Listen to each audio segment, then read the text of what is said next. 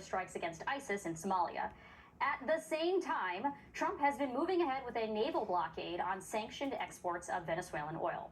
From strikes in Nigeria and Somalia to escalating pressure on Venezuela, Trump is once again pushing the boundaries of executive power, acting without clear authorization from Congress.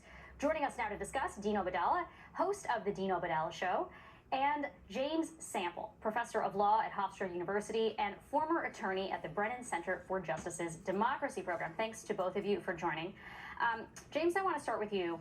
How concerned are you about the fact that this president has been launching all of these military strikes around the world, in some cases claiming that there are wars that are happening, for example, in the Caribbean, without getting authorization from Congress? Is that a big deal?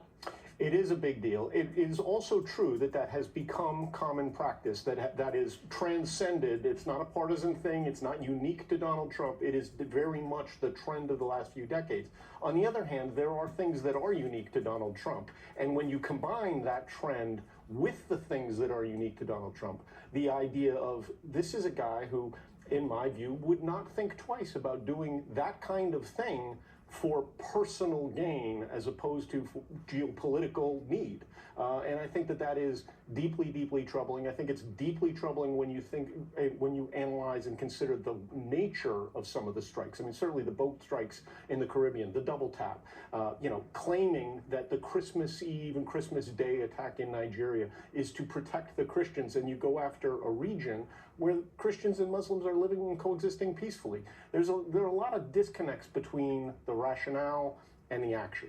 Perhaps consistent with that disconnect is the fact that he claims to be a man of peace, a president who has ended 8 wars. He's received the FIFA inaugural Peace Prize, and yet he is now launching more military strikes in his first term in countries, as we just listed, Somalia, Nigeria, potentially Venezuela directly. He bombed Iran, and we've gone through this list many times, but there's a huge contrast between what Donald Trump says he is and what he is actually doing. I think one of the best moments was at the UN when Trump was there and there were Egyptians and Ethiopian diplomats in the audience. They told him he made peace and ended the war between them, and they looked at each other and go, were we at war, Habibi? He said, we were never at war. It doesn't even matter, because facts don't matter. What deeply concerns me is that I know some presidents have used presidential power to do certain things. If you read international publications, The Guardian, The Economist, BBC, this is clearly illegal. The world is seeing the United States just erase people from the map without showing any evidence whatsoever all over the world. And, at the same time, they hear the drumbeat to war against Venezuela. That conjures up the drumbeat to the war in Iraq, or weapons of mass destruction. Trump is killing people in international waters, and we're seeing no proof. We're seeing no evidence whatsoever. And they'll say it's fentanyl when no fentanyl comes from Venezuela. They'll tell us that it's a threat to America. International law is very, very clear. It has to be an imminent threat to kill people in international waters. These boats are hours from the U.S. shore. The U.S. Coast Guard would intercept them. The world sees, I don't care how it plays on Fox News, the world sees us as a rogue nation increasingly on this issue. So I think there's deeply concern. Republicans in Congress, it's like a no-show job in The Sopranos. They don't do their job. They don't even show up for work. Mike Johnson gives them 43 days off during the shutdown. They don't hold the president accountable. If it was a Democratic president doing this, I think they would hold him accountable. I'm not sure, but Republicans do like to blow things up, and this is part of it. Well, what are you looking for in these 2 major meetings? I mean, the one today obviously was Zelensky. He also had the phone call with Putin, and then we know that the start of this week meeting with Netanyahu. As we hope, I guess, and people pray for peace in both of these situations, I was sort of disturbed. It was during your read, Catherine, actually, by the image of the people at that table who met with Zelensky earlier today. So many of the men who are sitting there with the president have sort of openly shown affection to Putin and have at times sort of shown their hand to not really be in favor of supporting, backing Ukraine, which has sort of typically been the position of the U.S. And so I'm curious, as you hear officials sort of say we're inching toward peace, as you look at sort of the imagery and you look at what we're actually hearing from people out of that process, if you have any faith in it. It's hard to have faith in Donald Trump. Because again, to your point, his motivations are him. Whatever helps him personally, politically or financially. You know, I've spoken to a reporter who's based in Ukraine recently on my radio show, the Dino Budala show, shouldn't I? Oh my God. So, Everybody know the Dino Budala. Gotta plug it at least. here's the truth. The people of Ukraine would like to see some kind of peace deal, but they don't want to surrender. So you've got, and what Trump's like, agreement's too harsh, too strong of a word, we have a concept of a plan. But in the Middle East, though, with Gaza, you have the defense minister of Israel openly saying, we're going to get rid of the Palestinians from Gaza and build settlements there, openly advocating that. And will any reporter challenge Netanyahu tomorrow on that? Any reporter challenge him on the continuing infringement of Palestinian land in the West Bank? My own family was there for generations. They're trying to take their land now in 2025 because the settlers view them as inferior because of their religion. Will that be talked about tomorrow? I doubt it. You're going to have a meeting with Netanyahu about Gaza, and there's no Palestinian representative in the building, in the complex, because we don't matter when it comes to like this colonial powers making decisions on the ground. James, let me ask you about the strikes in Nigeria and Somalia for a second, because part of the legacy problem of the war on terror is that there's this kind of open-ended definition of terrorism. And we now are applying it to narcotics with terms in Venezuela such as narco-terrorism.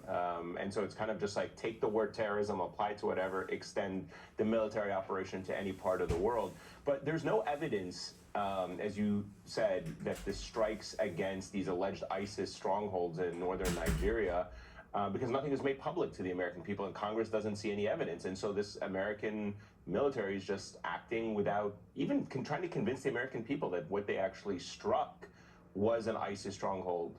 There's no evidence for it. I mean, the village, I think the CNN reporter spoke to people there and they said, there's no ISIS in the village that you actually carried the strike against in Nigeria. Yeah, very well framed question. And I should clarify that in response to Catherine's question, when we talk about some of those actions that have occurred in prior administrations, they were at least acting pursuant to UN resolutions or an AUMF, an authorization for the use of military force. What the Trump administration is doing, and to their credit, I mean, if you want to give them credit for this, I don't, but to their credit, what they are succeeding in doing, it's like the art of the label as opposed to the art of the deal. As soon as you label, so we label immigrants members of Tren de Aragua, and what does that label suddenly give them as a talisman to do? Well, we're going to send them off to get tortured at CCOT. We label individuals on boats in the Caribbean as narco-terrorists so that we can blow them up, and even when they're floating in the water, clinging to what's left of the wreckage of the initial strike. We label individuals in Nigeria, in Somalia, as ISIS with no real evidence to support that. There may be evidence, but we certainly haven't seen it. The label becomes the talisman that gets waved, and that is the dynamic, because this administration is so intent. Once there is a label, the label becomes the justification retroactively and prospectively. So There's what no role process. then are military lawyers playing in all of this? So instead of doing the work to assess the legality of this all in advance, are they rushing to make it make sense on the back end? Hard to know. Really hard to know. There is this memo, this Right, OLC right, memo. that's right. Yeah, sorry. No, Yeah. absolutely. It's hard to know. In the case of the boat strikes in the Caribbean, for example, the reporting is, and I certainly don't have any firsthand knowledge of this, but the reporting is that there were JAG lawyers who were consulted, and that the JAG lawyer, so the question really becomes, are these legal rationales that would stand up to scrutiny, or are they just retrofitted for the moment in time to serve the ends of the administration and of the overseers as opposed to the actual law? And the reality is, law is not self-enforcing. The Constitution isn't self-enforcing, and if Congress is going to be a no-show job on The Sopranos, and the Supreme Court is certainly not going to step in when you're talking about international affairs, we can talk about legality. I care a great deal about legality. Yeah. But the reality of real politics is not everyone does. Well, on that memo that I mentioned, which is supposed to be justifying these strikes in the Caribbean as lawful as part of a war, it's still secret, right? It hasn't been released. Is there a real public interest justification for keeping something like that classified? There could be. We don't know. I'll tell you what is the real concern with me from a legal rationale standpoint. I think one of the underreported aspects of the aggression and the saber rattling that we're seeing vis-a-vis Venezuela is that one of the reasons that the Alien Enemies Act could not be used was that we were not in an armed conflict with a foreign nation.